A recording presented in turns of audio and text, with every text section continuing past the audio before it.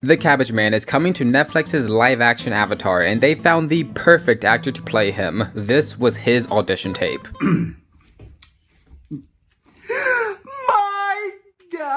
My line? That was James C, and you probably recognized his cadence because, believe it or not, James was also the original voice of the Cabbage Merchant from the Avatar cartoon. My cabbages! This place is worse than Omashu! That's right, Netflix's brilliant casting directors tracked down the OG just to bring this beloved Avatar meme into live action. He is a perfect example of an S-tier, goated casting choice. And James wasn't solely selected to reprise his role for the meme either. He's a prolific voice actor with over 130 credits to his name. At 61 years old, this Chinese-American actor is busier than ever too, appearing in another 8 projects just over the past year. What are you babbling about, fool? Netflix's Avatar The Last Airbender might have the most accurate live-action adaptation cast of all time, and today I'm ranking everyone. Over the past few weeks, with trailers and promo clips dropping left and right, fans now have a pretty solid understanding of what these shows' visuals will look like. We've seen a bunch of characters in costume, the bending VFX look good, the fight choreography looks great, and we even have a decent understanding of the plot structure and some of the changes that have been made from the cartoon to keep this live action feeling fresh. Basically, we now know a little bit about every single part of Netflix's Avatar, except for the acting. That's where this video comes in. Not only will I be ranking all 39 members of this live action cast, but I will also be teaching you about each of these actors' careers and backgrounds so that you too will know a little bit about these faces as they appear on your screen. This video is a follow-up to one I made nearly 2 years ago when I first introduced over 1 million fans to the newly leaked main actors. This time, along with showcasing clips of everyone's acting, I'll be ranking each Avatar cast member on this very official looking tier list. This is my subjective personal ranking, but the criteria that I'm evaluating them on is a mix of 1, how closely the actor's appearance matches their cartoon character, and 2, how skilled of an actor they seem to be based on their previous work. I'll also be looking out for character-specific traits, like imagine that a hypothetical Toph actress were really blind in real life. That would get some bonus points. I've split this video into chapters so you can jump around, and we're going in elemental order, starting with the Water Tribe characters. Then I'm going to cover the Earth Kingdomites, then the Fire Pnis, and the Air Nomads. Finally, at the end of this video, I'll rank the different avatars as well as a few notable non-human spirit characters that will be fully CGI but still voiced over. Naturally, that means you have to stick around until the end and subscribe if you want to see where the main character, Avatar Aang, winds up. Now let's get started with the Water Tribers. First up is Katara, who will be played by Kiawentiio. Hi everyone,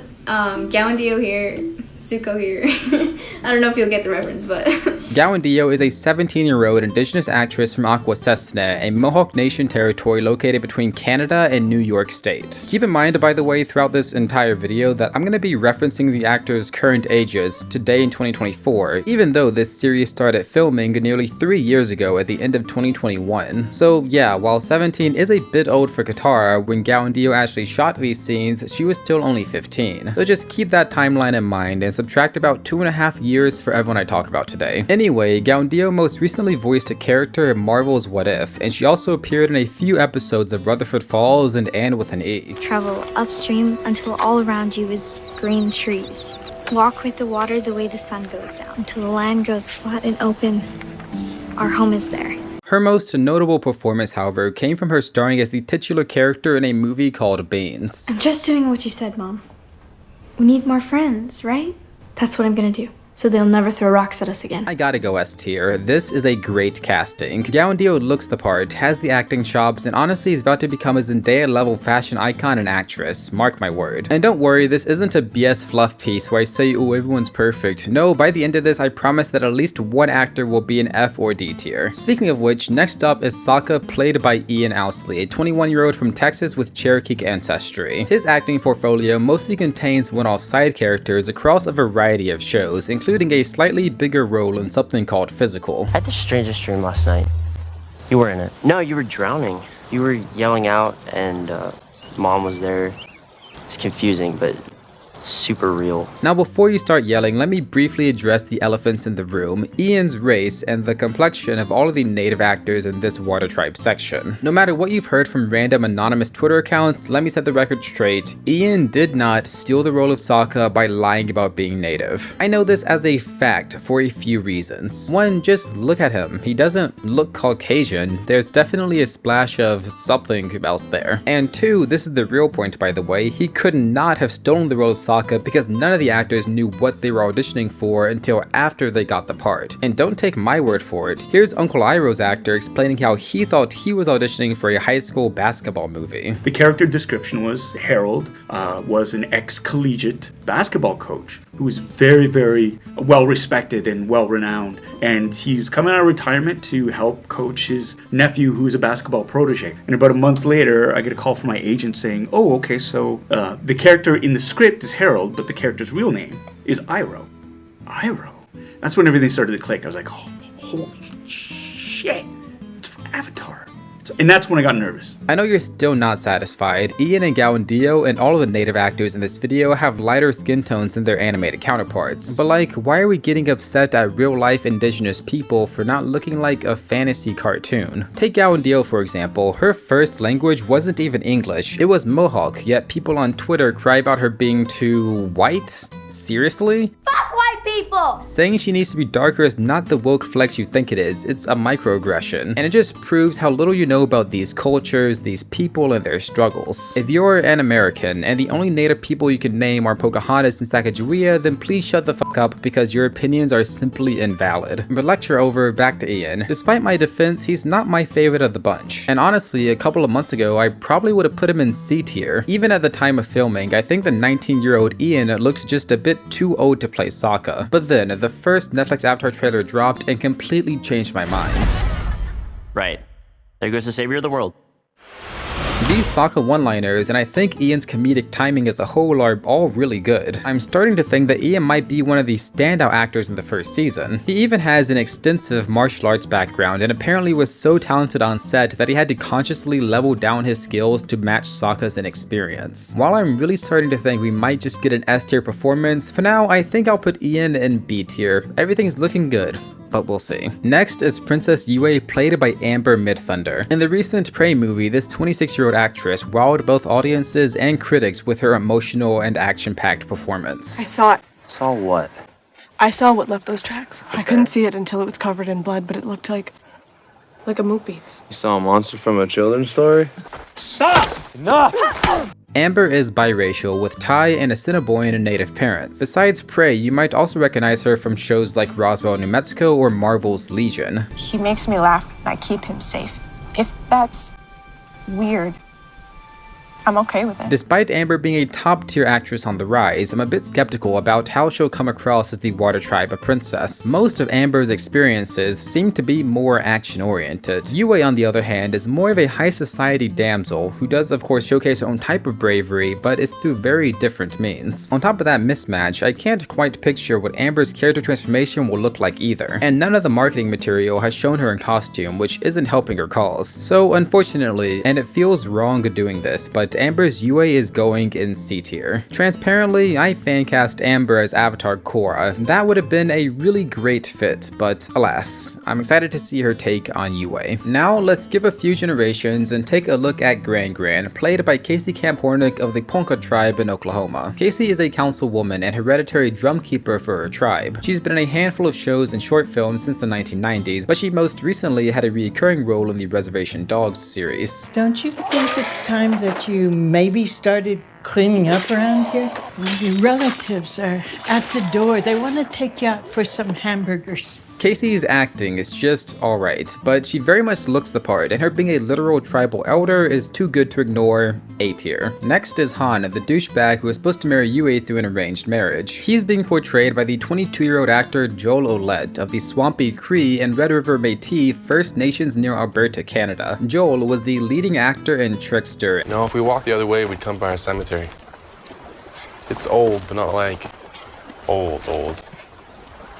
Cellular disease almost killed everyone. And he also had recent appearances in Nancy Drew and My Life with the Walter Boys. Of course, walked this path many times before. I think Joel is pretty cool, but I honestly don't have enough of an opinion on Han to get excited about any, well, casting decision. So through no fault of his own, Joel's gotta be B tier. Thumbs up. Let's move on to Kaya. Katara and Sokka's mother will be played by Rainbow Dickerson, a Thai and Rappahannock native actress from a territory near Virginia. Outside of a stint on Broadway, Rainbow's most famous role also comes from the movie Beans, where she, not so coincidentally, played the mother of Gyatso's character. Oh, don't you scream at me! That is not how I raised you! You are better than this. We are better than this! Pack your stuff! So we can get the hell out of here before they change their minds and they lock you up! And it's basically a mini family reunion because the actor for Katara's father, Hakoda, was also in Beans, playing the character for Gyatso's father. Do you really want to go to this school? You need to toughen up. So to make sure you're keeping up, the same two people who played Gyatso's parents in Beans will both be reprising those positions as Katara's parents in Netflix's Avatar. It's pretty wholesome. Hakoda's actor, by the way, is Joel Montgran of the Rocky Cree First Nation. You might have called him in the recent season 4 of True Detective. It's called quid pro quo. You tell me something, I tell you something. You tell me something about yourself, and I'll get you that intel. The Beans movie really sold me on Rainbow as Katara's mom. Heck, there's even a scene where she pushes Gyatso's character out of the line of fire to form a wall of moms between Mohawk activists and the police. Put him down! Put him down! Hey! Everybody calm down! Gary! Gary, get down! So Rainbow as Kaya is S tier. Then there's Joel as Katara's dad. Hakoda's supposed to be this fierce, charismatic warrior who has a heart of gold, and I'm just not really seeing that energy in any of Joel's past roles. And visually speaking, I'm not really seeing Hakoda either, so meh, we'll go C tier. A. Martinez as Master Paku is up next, and wow, they absolutely nailed finding a guy with the exact same facial features as the cartoon. A is a 75-year-old Californian with Mexican heritage and roots in the Navajo and Blackfeet native tribes. His expansive IMDb includes tons of soap operas as well as shows like Dark Winds and Longmire. Why would I use my own steaks? For what it's worth. An alternate theory? To me, this smells more like Malachi. Another easy S tier. Yugoda is up next. She's the kind waterbender lady who teaches Katara the basics of healing after Paku sexistly denies her as a student. Irene Bedard will be Netflix's Yugoda. Irene most famously provided the iconic voice of Disney's Pocahontas. My name is Pocahontas. She also has appearances in Alaska Daily, The Stand, and Westworld. Yes, mita hoyatiki. The Zhao yakipi. Hon el wichahipi. According to Wikipedia, there have been only 31 Inuit actors in history, and Irene is one of them. She's from the Korik Eskimo village in Alaska and is French-Canadian Cree alongside her Inuit heritage. A tier. The final water triber is the North Chief Arnook, played by Nathaniel Arkand. He's a Plains Cree native from the Alexander First Nation, and his most prominent roles are on FBI Most Wanted, North of 60, and Heartland. Well, you were right. He has ulcers. Started him on some meds. Should clear up in a few days. This might again be due to the character, but I don't really have anything to say here, like at all. So C tier. That concludes water. Now onto the Earth Kingdom, and who better to start off than with the king himself, Bhumi. Utkarsh Ambudkar is the 40-year-old Indian-American actor who's tasked with bringing the Mad King to life. You may recognize him as Donald from Pitch Perfect, who is also in Never Have I Ever, Ghost, and the Mindy Project. My ex-girlfriend and I, we broke up like right after we signed up for this couples cooking class, and now I gotta see her every Wednesday. Why are you still going to the class? Because I paid for 11 weeks up front. What, I'm just gonna sit back and let her make delicious date night foods on my dime? My favorite fact about Utkarsh's resume is that he once voiced Avatar Aang in a Robot Chicken skit alongside Zuko's original voice actor Dante Bosco. Whoops, sorry Cabbage Man, this happens every damn day! Watch me bend the air! Bend the air! What the heck? Cabbage force for you! Too long I have allowed you and your foes to tarnish my humble cabbage empire! No more! Cabbage fishing! I guess guess I deserve this. Thank you, Cabbage Man! I'm finally able to capture Aang and hand him over to my father in exchange for his love! Before the trailers came out, Ukarsh's look was the hardest to imagine. I mean, how do you transform a 40-year-old stud into a 120-year-old geezer believably? The answer, it turns out, is through a 6-hour-long makeup process that Ukarsh once posted a time-lapse of on his Instagram. It definitely was a good decision to cast a buff dude as the surprisingly athletic King Bumi, and while he for sure looks pretty bizarre in the promo clips, I'm not mad at it. Additionally, Ukarsh's comedic roots will lend themselves well to this character, so A tier? No, probably B tier. Yeah, that looks right. Suki, the Kyoshi warrior, will be played by Maria Zhang, a 24-year-old Polish-Chinese actress with a couple of short films and web series under her belt. It was really scary, but at the same time, I remember being on the flight and seeing like the Hollywood sign out the window for the first time and thinking like, oh my gosh, this is me making my dream come true. Unfortunately, all of Maria's movies only ever played at film festivals, so I wasn't able to get a good grasp of her acting. But you know what? Screw that. I think she's gonna be great. No, perfect as Suki. That's right, S tier. Based on almost nothing. Does the S stand for simp in this case? Maybe. Who knows? Shut up, it's my video. The next character is a brand new addition to the Avatar franchise. Yukari is Suki's mother and the live-action mayor of Kyoshi Island. She'll be played by the Japanese-American actress Tamlin Tomita. Tamlin has collected a metric boatload of acting credits over the years, but her first gig was in 1986's Karate Kid 2, where she plays a young Japanese dancer who captures the heart of Daniel LaRusso. She recently revisited that iconic role in the Cobra Kai series. Had the Facebook and Instagram back then, we would have never lost touch. Tamlin also has parts in The Good Doctor, Teen Wolf, and Monarch: Legacy of Monsters. We don't even know if there's anything left of his office. Well, you can get us into the city to find out. No, not into the red zone.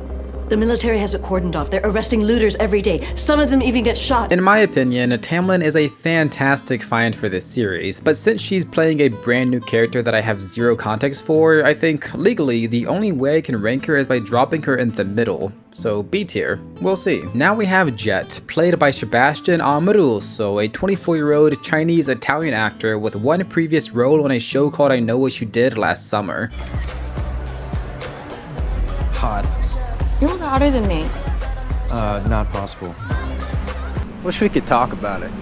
You know, I'm about to get married and the man I'm madly in love with doesn't even know me. I like this guy. He's hot, it's giving fuckboy, it's giving frat bro. What I don't like though is this man's costume. Why did they make Jet less hot than the real actor who's playing him? Something about this wig, or maybe it's a haircut, but he looks kind of goofy. I don't know though, I still see lots of people simping over this image on Twitter, so maybe I'm just too straight for this analysis. Y'all let me know your thoughts in the comments below, but for now I'm locking it in as A tier. Next, let's knock out Jet's crew all at once. We've got Wes Villarreal as Smellerbee, Taylor Lamb Wright as the Duke, and Nathaniel Kong is Longshot. Wes is an 18-year-old non-binary Japanese-Canadian newcomer. That's right, they have no previous acting experience, but they do have a pretty nice singing voice due to a history of theater and choir, so I guess I'll just show that. Baby, I know somewhere deep in my soul.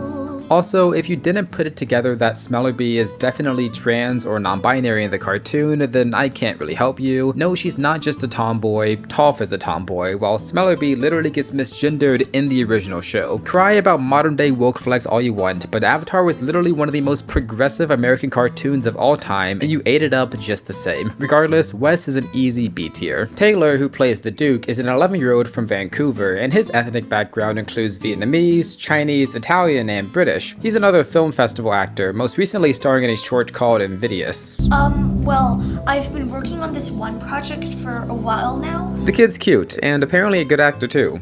B tier. I found almost nothing on Nathaniel Kong, the guy playing Longshot. I don't know how old he is or where he's from, but I'm pretty sure he's Korean Canadian based on the flags in his brother's Instagram bio. So yeah, no acting clips exist and you don't get to hear his voice, which is maybe fitting since his character never speaks in the cartoon and has a mysterious void for a past. So like, S tier? It feels like I have to. He definitely looks like Longshot too. You know what? Fuck it. S tier. Alright, next up is Arden Cho as June the Bounty Hunter, and dang, she looks good. Arden is a 38-year-old Korean-American actress from Texas who is best known for her time on Teen Wolf. And here's another small family gathering because Arden's character's mother in that show was portrayed by none other than Tamlin Tomita, aka Netflix's Yukari. Mom, this isn't what I would call quality mother-daughter time. Kira, defend yourself. Arden is in a bunch of other series like Chicago Med and Partner Track, but forget that for a second because this girl is also an internationally competitive high-stakes poker player. She won over $200,000 in the 2023 PGT Championship, finishing in 2nd place overall. Arden also has a black belt in Taekwondo, so you know she can back up each and every one of her bluffs. I love Arden's look, and her being a pro poker player is a crazy coincidence considering June's season 3 scene, but Arden's acting isn't the most impressive in my opinion. While I have no doubt that she's gonna lock in, for now we're going A tier. Next we have the Mechanist, played by Danny Pudi, aka Abed from Community. Troy and Abed in the morning. And we're back with Greendale's resident animal expert, Starburn. Danny is a 44-year-old Polish Indian from Chicago. His most prominent role, of course, is Community, but he's also recently been gracing people's screens as Brad in Mythic Quest. Okay, it's not about taking $1 million from a billionaire. It's about taking that last piece of cookie from a man who has nothing else. At this point, Danny's definitely an expert in playing quirky, basically a cartoon character in real life characters, so I think the Mechanist is a really great fit. S tier. The Mechanist's son is the wheelchair-bound Tio. He'll be played by Lucien River Chauhan, a 14-year-old Indian Canadian best known for the series Heartland or for starring in the movie Encounter. No way. Kids can't drive. I'm waiting on my brother. Despite being so young, River's acting kinda blew me away here, so even though I don't particularly care about Tio's character, I gotta give him an A tier. Before we move on to The Last Earthbender, look at this Instagram post I found on River's account from nearly 5 years ago. The caption says he wanted to show off his airbending, and well, just look at his character now, racing Aang through the air in Netflix's Avatar trailer. I just love a wholesome story, especially when it involves authentic Avatar fans getting to live out their wildest dreams. And on that note, The Last Earthbender I'm reviewing breaks the rules a little bit because this character has not yet been officially announced by Netflix. I'm talking about Toph Beifong, who doesn't appear in season 1 of the cartoon and likely won't appear in Netflix's first season either. Still, one young actress has already been kind of pseudo-casted as the blind earthbender, and her name is Diana Tsoy. Oh, please don't hurt me, Toph. You're the greatest earthbender in the world. Yes. Yes, I am. Diana is the young girl who portrayed Toph in this unofficial earthbending demo reel created by the Netflix Avatar stunt team. This is essentially a fan casting. As of now, Diana has no official affiliation with Netflix or Toph's character, but I think this demo reel is pretty cool, and it's my video, so we're rolling with it. Diana is a 14-year-old Korean Canadian from Kazakhstan with previous roles on The Good Doctor, Kung Fu, and Peter Pan and Wendy. Every last one of us. I think Diana embodies the blind bandit extremely well, both physically and personality-wise. Since this is not an official cast though, I think B tier makes the most sense. We'll see.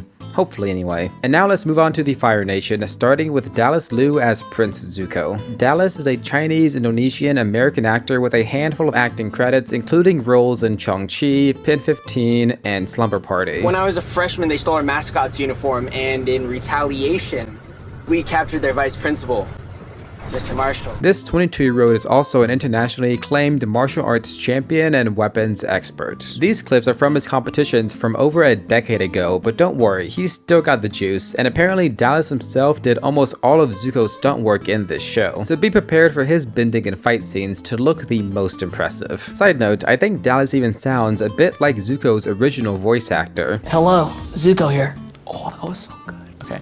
Hi, my name is Dallas Liu, and I'm Prince Zuko. What's up, Prince Zuko? How you doing, Zuko? It's good to see you. This for sure is another S tier. I think Dallas will be another standout and will have some of the best scenes across the live action series. Next is Azula, played by 21-year-old Elizabeth Yu. She's a Korean American from New Jersey, and Lizzy just got into acting recently with a small role in last year's May December movie. My brother's around here somewhere. Our older sister's at college. I've never met anyone who's on TV before, like, for real. This is where I low-key think Zuko's goat at casting presents a problem. Dallas Liu is so physically talented that I'm afraid he might accidentally make all the other benders look worse in comparison. That would be a problem because Azula is supposed to be far and away more impressive than Zuko, but in real life, Lizzy Yu has no previous martial arts experience. And I don't think this 6-week-long Netflix Avatar bending bootcamp was enough to catch her up. Visually, I don't love Lizzy as Azula either. Half the promo images straight up made her costume look bad, and while the other half were more convincing, I'm not blown away. Finally, that one clip I played of her acting was honestly most of her character's screen time in that movie. So all that being said, this one's feeling like a C tier, almost D tier even, but we'll stick with C. Let's look at Ty Lee next. For this character, Netflix found Momona Tamada, a 17-year-old Japanese-Canadian actress from Vancouver who previously starred in The Babysitter's Club. It's good that I'm here. We can cheer each other up. And maybe I could even stay for a few days and we can rearrange your room again. I don't want to feel my grief. My grief feels horrible. My grief feels like... Like what? Like my chest is going to explode! Momona also appeared in both The Boys and in To All the Boys for a Hot Second, which are two very different franchises. She has a dancing and ballet background, which is relevant for portraying Ty Lee's crazy athleticism. However, and this is mainly just me, but I kinda wanted Ty Lee's actress to be like an insane Simone Biles level elite gymnast, but that was obviously a bit unrealistic. So not a deal breaker. A tier. Thalia Tran will be playing Mei. She is also 17 years old, but is Vietnamese American and hails from California. Her previous work includes Raya and the Last Dragon, Station 19, and Council of Dads. I'm Chinese. I was born there and contain the hidden history of my first 5 years. I have birth parents there, and I thank them for having the courage to give me up so I could heal. I think Thalia has the acting chops, but I'm not so sure about her look or personality fit. Like, this girl is always so kind and energetic, it's hard for me to imagine her as a deadpan dagger thrower. And you know what? Thalia agrees with me because she actually auditioned for Ty Lee instead of Mei for the exact same reason. When I was auditioning for Ty Lee, Tara, my manager called me up and she was like, I feel like you'd be a Molly, Mei. And I was like, really? I'm just a guy on the internet, not a casting director, so I'm going to cautiously give Thalia a B tier, but I'm pretty excited to be proven wrong once we see more of Mei on screen. Commander Zhao will be played by Ken Leung, the Chinese-American actor who you might recognize as Zhang from Rush Hour. Ken also had a big part in Lost, and he recently stars in a show called Industry. Can you tell me the yield you get out of that account versus the hours you put in? You're gonna spend time stroking these clueless fucking chinless country club fucking Henrys. I want to see it in dollars. It's fucking pathetic otherwise. A tier. Next is Uncle Iroh, played by Paul Sun-Hyung Lee. Obviously, this one's going straight to S tier. Paul is a 51-year-old actor who was born in South Korea and raised in Toronto, Canada. His most prominent role was starring in Kim's Convenience as the titular main character. Have to take care of a bigger spirit. What happened? Oh, so crazy story, huh? Mommy come into store with 2 kids. One kid crying, one kid running around. Then mommy tried to stop a running around kid, but the crying kid is crying because he lose a bouncy ball. Paul has also become a mainstay in the Star Wars franchise, playing Captain Carson in The Mandalorian, Boba Fett, and the live-action Ahsoka series. Fortunately, someone I served with in the rebellion is amongst your ranks. Paul will be joined in the S tier by the Asian Giga Chad, jawline Jesus Adonis of a man, Daniel Dae Kim. Daddy Kim is a 55-year-old, damn he looks good, Korean-American actor with a ton of iconic roles under his pecs, I mean belt. His catalog includes New Amsterdam, Lost, and Hawaii Five-0. And you can't kidnap a guy and force his son to throw a football game. So maybe neither you or I are the best judges of what's right and what's wrong. But Daniel Dae is now mostly recognized for this one infamous scene from The Good Doctor. I am a surgeon. Do you realize that you're proving my point? That you're acting immature, showing that you don't know how to communicate and you can't control your emotions. I am a surgeon. I'm gonna give you one last chance to maintain your dignity and leave my office.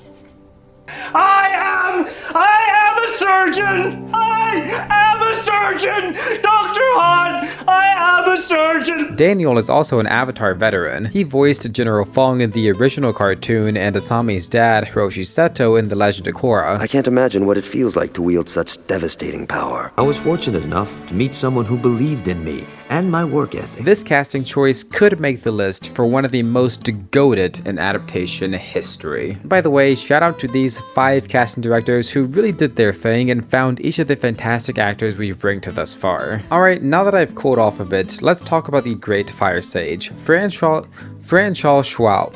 Francois Chow will be donning this character's identity. He's a 64-year-old Cambodian American of Chinese and Vietnamese descent. Francois has previously starred on shows like The Tick and Barry, but look at this clip I found of him from Lost, where in one scene he's acting alongside both Ozai's actor Daniel Dae Kim and Commander Zhao's actor Leung. He also told me to evacuate everyone I could off the island. He said there was going to be a massive accident at the Swan. Now, is that true? Not gonna lie, the Lost to Fire Nation pipeline is kinda crazy. B tier. The final firebender is the Fire Lord himself, Sozin, played by Hiro Kanagawa. He's a 60-year-old Japanese-Canadian actor known for appearances on Percy Jackson, Upload, and Star Trek Discovery. Since we know nothing about the Tensi, it's naive to assume the translator would even work. Not much to say about Sozin's character either, but I think he looks pretty good. B tier. Excited to watch him murder a bunch of air nomads, I guess. Speaking of dead airbenders, the only one with a named acting credit is Gyatso, played by Lim K-soo. While this 63-year-old actor is apparently a legend in Singapore, his work is mostly unknown in the West. Lim's wife publicly shared his acting reel on YouTube though, so what you're looking at right now is literally what got him the job. What can you do? Command the seas? Call down a storm upon your enemies? This is a joke, right? I don't know why, but I really dig Lim's vibe. He's a very authentic and wholesome energy. I just think he's cool. A tier. I'm sure everything is gonna work out great for his character in this show. That's it for the airbenders, so we've now reached the final section. Let's break down the avatars and spirits. First up, Avatar Roku. He'll be played by the 52-year-old Korean-American actor C.S. Lee. Lee has been in bangers like The Sopranos, but he's most recognizable for his comedic role in Dexter. If you like little things, I'm your man. I mean, I'm not little everywhere. Some places I'm just perfectly average. Recently, he also guest starred in the series For All Mankind. At the start of this video, I promised that at least one actor would go in F or D tier, and unfortunately for Lee, we have arrived. Roku is a complex character, but he's mainly known for having 3 key characteristics. He's tall, he's stoic, and he has lots of hair. And now let's take a look at C.S. Lee, whose most prominent role in Dexter also is known for 3 main things. He's short, he's a comedian, and he's bald. I'm not trying to be mean, but like, those are the opposite 3 things. Roku is the tallest Avatar character at 6 feet 8 inches, yet C.S. Lee is the shortest male cast member at 5'5". I just don't quite see it, so I'm a bit nervous for this character. Lee is a solid actor though, so D tier. Avatar Kyoshi is next, played by 35-year-old Yvonne Chapman. This Chinese-Canadian actress is best known for playing the villain in Kung Fu. I told you. I don't care what most people believe, Professor Zhao. It's just us in this room, and we are not most people. She also has roles in shows like Street Legal and Family Law. What Daniel is trying to say is, your firm also branched into settlement-based law, and your online presence should reflect the firm's forward thinking with a modernized slogan and design. Yvonne is about 5'8", which is super tall for an Asian woman. Kyoshi, of course, is also known for her formidable figure. Yvonne's acting is a bit CW-y though, for obvious reasons, but I like her as Kyoshi a lot. We'll go A tier. That seems fair. Now we've got Avatar Kuruk, played by Miigwon Fairbrother, a 35-year-old actor from the Ojibwe First Nation near Toronto. He's been in several shows, but most notoriously acted as the character Butterhead in Mohawk Girls. And on the other end of the acting spectrum, he also plays a straight and narrow cop in Burden of Truth. In policing, the word emergency has a specific meaning, Mr. Tillman. This one really isn't doing it for me, and I don't even know why. Miigwon clearly has Kuruk's promiscuity and debauchery down, and he can even nail some of the more somber aspects of Kuruk's personality that were revealed in the expanded Avatar lore. He's also a large, imposing man who looks like he probably could hunt polar bear dogs for fun, but I don't know, I'm just not feeling it. This should probably be B tier, but I'm gonna stick with my guts on this one and we're gonna put him in C. We have finally reached the main character for this series. Next is Gordon Cormier, who will be playing Avatar Aang, The Last Airbender. Gordon is a 14-year-old Filipino-Canadian actor who has several acting credits, although they're mostly single-line background characters. His only reoccurring role thus far was as a young child in The Stand. Have you seen Appa? My sky bison? Sky bison. Sky bison. Repeating it doesn't help. Appa! Sky bison. Gordon embodies Aang's energy. He seems like the most adorable, fun-loving kid with big ears, a huge personality, and the weight of the world on his shoulders with this live action. He's a fun-loving 12-year-old who has a responsibility that he doesn't really want. Reminder, while Gordon is 14 now, he was 11 years old when they started filming this show. Sure, Gordon's acting isn't the strongest I've ever seen, but he was so young in this, and he has solid enough fundamentals that I think his acting growth is going to be insane to watch. Gordon looks like a 3D version of Aang but brought to life, and I'm so excited to watch him grow up on this series. For now, he's A tier, high A tier, but regardless, Gordon was a great find for our main character. Don't leave just yet, we still have 3 voice actors to quickly hammer out. First is Ko the Face Stealer, played by George Takei. George is an 86-year-old Japanese-American legend who is most notable for playing Hikaru on the original 1966 Star Trek series. What are you doing, Joe? Hey, Joey, put the knife down. Don't be afraid, Joe. You're just getting sweat about it. Let go! Sweat about knife, Joe. Let me have the knife. George has the thickest IMDb of this cast by far, with over 250 titles to his name. You might recognize his voice from Kim Possible. We have awaited your arrival. I am Sensei. Or most recently in Blue Eye Samurai. When you speak to him, remember to lift your voice. A tier. The next voice is equally as iconic. Daniel Dae Kim, the voice of Master Oogway in Kung Fu Panda, will be playing the great knowledge spirit Wang Chi-tong in Netflix's Avatar. Why must something be wrong for me to want to see my old friend? Randall is an 80-year-old Japanese-American actor who has some live-action performances such as, and I hate to expose him like this, but Randall is also an Avatar veteran. Technically. You see, he was in the movie. I've heard stories. Are you? My name is Zhang. But come on, we forgive him. He was Master Oogway. A tier. The final actor we're looking at is the guy who will actually be providing the voice for both Appa and Momo. Matthew Yang King is a prolific 49-year-old Chinese-American voice actor with over 150 projects of relevant experience. But when the Yakuza was infected by the Ministry of Greed, it was my duty to purge everything they had tainted. His past work includes tons of video games and animated shows, but it doesn't seem like he has much specific experience in voicing fantasy creatures or monsters. The animated Appa and Momo were voiced by the legendary D. Bradley Baker.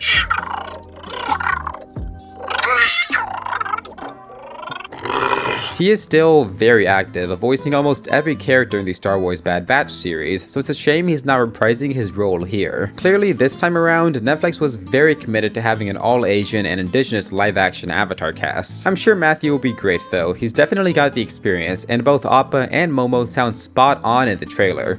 B tier. And that is everyone, the full cast of Netflix's live-action Avatar The Last Airbender Season 1 ranked by an Avatar expert. And since this video took me so long to make and I've actually watched through the first season now, as a special treat for making it to the end of the video, here is my updated ranking showing where everyone's performance landed relative to my expectations. 11 actors went up, 17 stayed the same, and 10 actors were unfortunately underwhelming to various degrees. Regardless, I'll be excited to see everyone back in Season 2, hopefully alongside a few newcomers, as this series and these actors continue to improve and blow fans away. I'll put the link to this tier list template right below the like button. Check out this video next, hit subscribe if you learned something new today, and get hyped because there is so much more Netflix Avatar content on the horizon.